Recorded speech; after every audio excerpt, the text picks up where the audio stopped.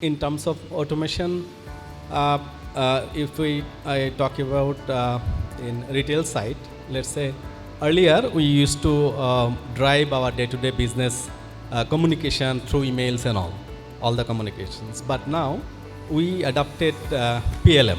We call it product life cycle management. We working with less number of supplier who can support our and equipped with our requirement. Those supplier will sustain, and there are few supplier probably will be out of our supply base. That can be a disruption. So এই disconnection মেন্টালিটিটাই হলো আমাদের মূল problem. এখান থেকে যতদিন পর্যন্ত আমরা বের না হব ততদিন পর্যন্ত আসলে এই সেমিনার, এই প্রেজেন্টেশন, এসবের মাঝেই থাকবে industry 4.0। Automation is not the solution. You need to know when you have to automate your process. You cannot go and make the automation like a book, like a Bible. No. What is Industry 4.0? It is a set of technology transformations in product design, manufacturing, operations, supply chain management, business processes, and systems using communication technologies and devices. All these transformations are made with the aim of improving the speed, quality, flexibility, efficiency, security, and customer satisfaction of these various arms of an organization. A sound management team understands the adoption of these technological advancements is required to stay ahead of their competitors inside and outside of its country.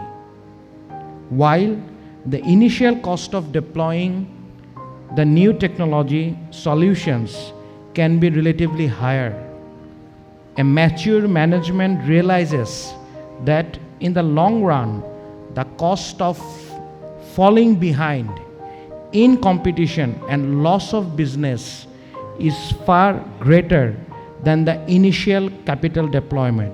So as an entrepreneur, we need to think what is the right time to adopt this set of technologies, because all these technologies need a huge amount of investments. So whether your company is ready to embrace that investment or not, what is the proper time to do that investment? So this crucial match, we need to find whether we are going to adopt the Industry 4.0. Here are some tools that we are already starting to see in use. ERP solutions with big data analysis to drive business decision making more faster, correct, and smoother. Artificial intelligences and machine learning for both floor operation and retail shops. Simulation technology to make virtual product design, recipe, and machine setup. Computer vision and augmented reality for fitting and design. This particular thing I'm now seeing in every big buyers who are using this computer augmented vision and augmented reality and vision technology for their fitting and design program, which rather in result saves lot of their time to do the works manually that you are now doing right now. Then comes the cyber security and cyber physical systems like RFID to track the whole supply chain. Material and fiber flow tracking from farmer to retail apparel. Thermal imaging to visualize objects in dark areas like dyeing and washing. 3D printing and fabricating to produce personalized garments. Robotics to automate functions of production floor, warehouses, packaging, and distribution. Automation is not the solution. You need to know when you have to automate your process. You cannot go and make the automation like a book, like a Bible. No. You have to know your process, You have to find that tailor-made automation for your process. You cannot fit a single modular design for every process.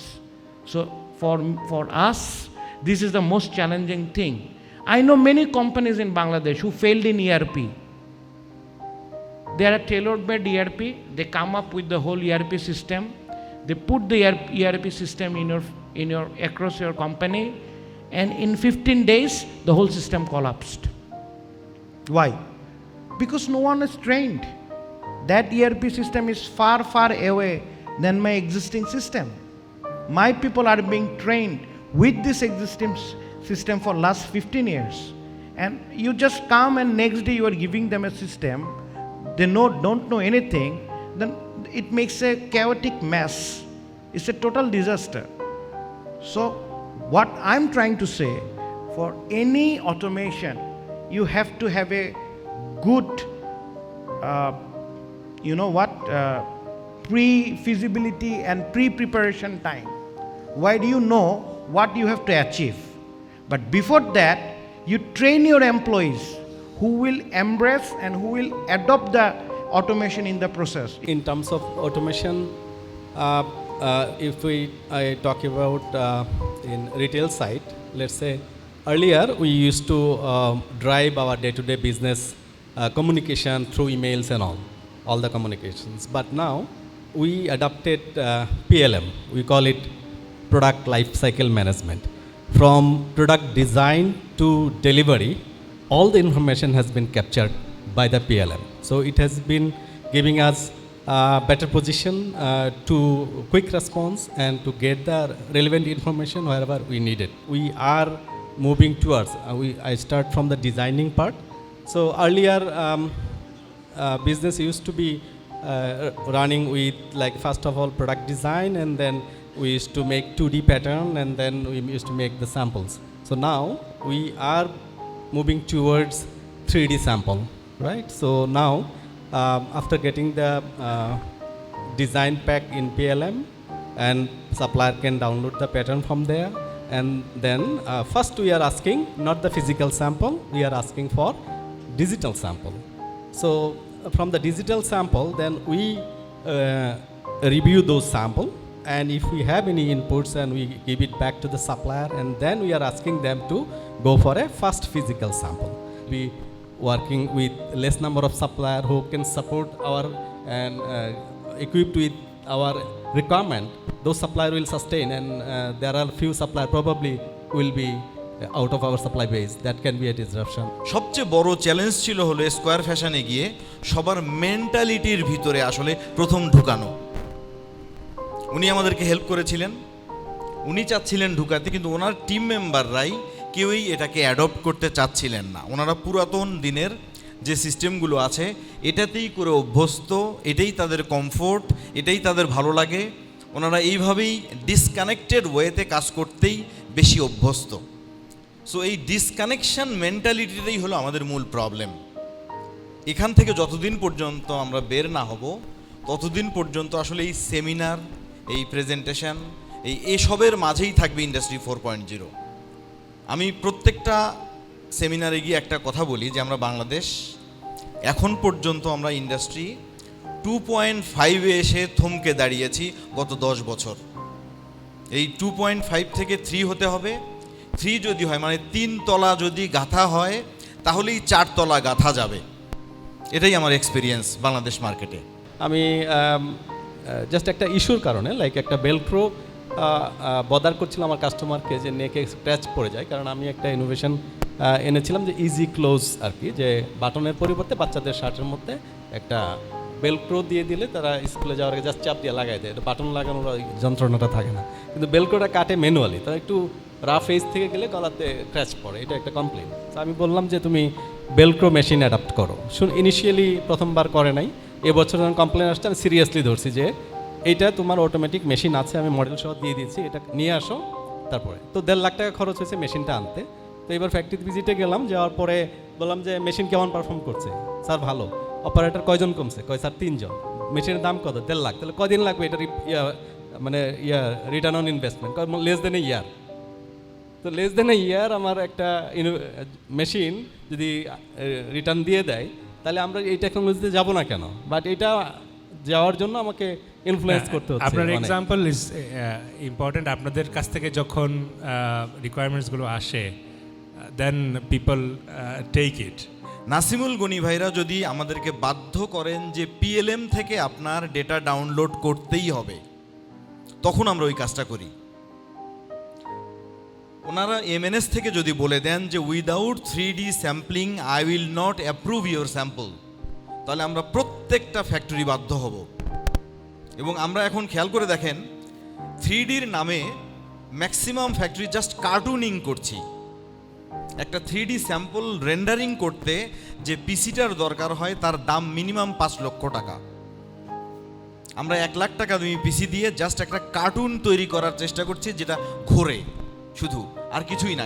এটা কখন হবো আমরা বাধ্য? যেদিন MNS আমাদেরকে বলবে যে we will approve your sample only on 3D version, সেদিন আমরা হব। My question is, then what strategies did you follow to grow those people to grow out of the mindset? তো আমরা বাংলাদেশে যতগুলো বড় ফ্যাক্টরিতে গিয়েছি, সবচেয়ে বড় মাইন্ডসেটের প্রবলেম যেটা দেখেছি, merchandising, supply chain, material management team, accounts team, ওনারা ডেটা এন্ট্রি করতে পছন্দ করেন না। ওনারা ডেটা এন্ট্রি করতে পছন্দ করেন ডিসকানেক্টেড এক্সেল শিটে। এর ভিতরে আমরা একটা বুদ্ধি বের করলাম যে আচ্ছা, এক্সেলের ভাই ভাই কি আছে, মানে যেহেতু ওনারা কথা শুনছেন না, সিস্টেমে এন্ট্রি করবেন না, এক্সেলে এন্ট্রি করবেন। ওনারা সিস্টেমে ডেটা এন্ট্রি দেবেন না, কিন্তু এক্সেল ওনারা ঠিকমতো মেনটেন করে ইমেইল করবেন, এই হ্যাসেলটা ওনারা নেবেন। এক্সেলের সমসাময়িক যখন আমরা গুগল শিট পেয়ে গেলাম, তখন গুগল শিটটাকে তাদের জন্য অ্যাভেলেবেল করে দিলাম প্রত্যেকটা ডেস্কে। প্রত্যেকটা, যেমন আমি যে ফ্যাক্টরিগুলোতে প্রজেক্ট করি, সব জায়গাতে প্রথমে ইমপ্লিমেন্ট করার চেষ্টা করি গুগল শিটটা। কারণ ওই ভদ্রলোক মনে করেন যে উনি এক্সেলে এন্ট্রি দিচ্ছেন, এই গুগল শিটটাকে আপনি খুব দ্রুত অটোমেশন করতে পারবেন। এই গুগল শিট থেকে এটাকে পাওয়ার বিআই টুল ব্যবহার করলে আপনি এখান থেকে অনেকগুলো ডেটা এক্সট্র্যাক্ট করতে পারবেন। এবং উনি নিজেও জানেন না যে উনি অলরেডি অটোমেশনের আন্ডারে ঢুকে গেছেন। তো বাংলাদেশে আমি যেটা দেখেছি সেটা হলো, বুঝতে না দিয়ে কোনো মতে ট্রেন লাইনের উপর তুলে দিতে পারলেই হবে। এই স্টেজে যদি ফলো করতে পারেন, তাহলেই শুধুমাত্র আপনারা অটোমেশন করতে পারবেন। আর যদি বুঝতে দেন, হ্যাঁ, তাহলে উনি ওটা খাবেন না, ওনাদেরকে বুঝতে দেয়া যাবে না। এটাই হলো আমার পলিসি। আমি এইভাবেই কাজ করার চেষ্টা করি। One point is identified: human resource, man behind the machine. Machine could be soft machine could be hard machine, whatever it is. How to groom the man, how the patience we are taking as an entrepreneur to groom the people in the industry. Input যদি ভালো না হয়, ওটা থেকে output ভালো আসবে না। এটা যে কোনো লেভেলের ইনপুট হয়। Human resource is also N input. Hour educational system, এটা কিন্তু ভয়ঙ্কর। এটা যতদিন পর্যন্ত একটা স্ট্যান্ডার্ড মিনিমাম লেভেলে না আসবে, ততদিন পর্যন্ত আমি যত স্কিল বলে চিন্তা করি, হবে না। আমাদের যারা টেক্সটাইল গ্র্যাজুয়েট, আমি সম্মানের সাথে বলি, বুটেক্স, আসানুল ইঞ্জিনিয়ারিং ইউনিভার্সিটি, এইসব জায়গার থেকে যেসব গ্র্যাজুয়েটরা বের হয়, আর অন্যান্য ইউনিভার্সিটি থেকে যারা গ্র্যাজুয়েটরা বের হয়, ওরা কিন্তু একই ডিগ্রি পায়।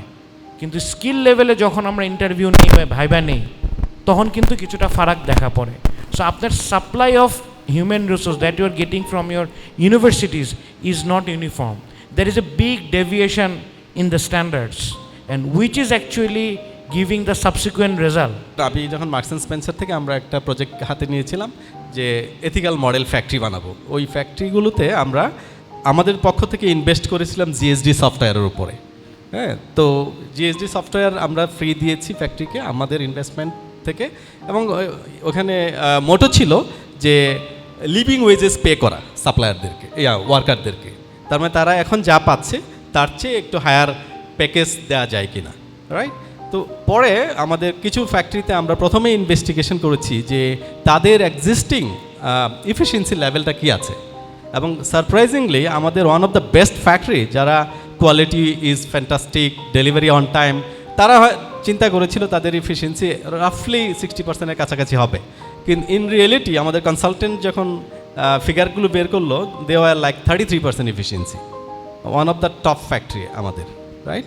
তো it was a huge shocking for everybody that to believe those data, but data was authentic. তাদের ওন ডাটাই আমরা ইউজ করেছি এবং অ্যানালাইসিস করে দিয়েছি, they are living in 33% efficiency. আমাদের এন্টারপ্রেনারদেরকে আগে এডুকেট করে, কারণ টপ ডাউন অ্যাপ্রোচ না হলে মিডল ম্যানেজমেন্ট কখনই এই প্রজেক্টটাকে সাকসেসফুল করতে পারে না। আমরা যে বলি যে আমরা মেশিন তৈরি করতে পারি না, এটা করতে পারি না, দুটো সাকসেসফুল স্টোরি বলি।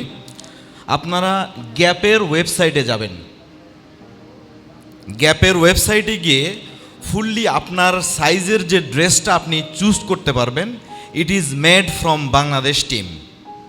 আমরা 3 বছর স্ট্রাগল করেছি বাংলাদেশের কোনো একটা ফ্যাক্টরিতেই সলিউশনটা বিক্রি করার পারিনি, বাট এটা আমরা বাইরে গ্যাপের কাছে বিক্রি করতে পেরেছি। এখন আমরা সুইডেনের একটা কাস্টমারের 28,000 স্যাম্পল ডিজাইন করছি বাংলাদেশে বসে। আমরা 3 জন পাইথন ডেভেলপার নিয়ে নিজেরা একটা ফ্যাক্টরিতে আরপিএ ডেভেলপ করেছি। সেখানে 17 জন জার্নাল এন্ট্রি দিত সারাদিনে, তাদের সময় লাগতো 10 থেকে 12 ঘন্টা। তারা সারাদিনে 800 জার্নাল এন্ট্রি দিতে পারত। আমাদের পাইথন ডেভেলপাররা একটা আরপিএ জেনারেট করেছে, যেটা 30 সেকেন্ডে 99% নির্ভুলভাবে ওই 800 জার্নাল অটোমেটেড এন্ট্রি দিতে পারে। It is happening in Bangladesh. আমরা এগুলো জানি না, কারণ কি জানেন, আমরা মার্কেটিংয়ে ভালো না, আমরা এটাকে ফ্লারিশ করতে পারি না, এজন্য আমরা জানি না। এতটুকুই, এই দুটো সাকসেস স্টোরি আমার মনে হচ্ছিল যে একটু জানানো দরকার আপনাদেরকে। Thank you so much.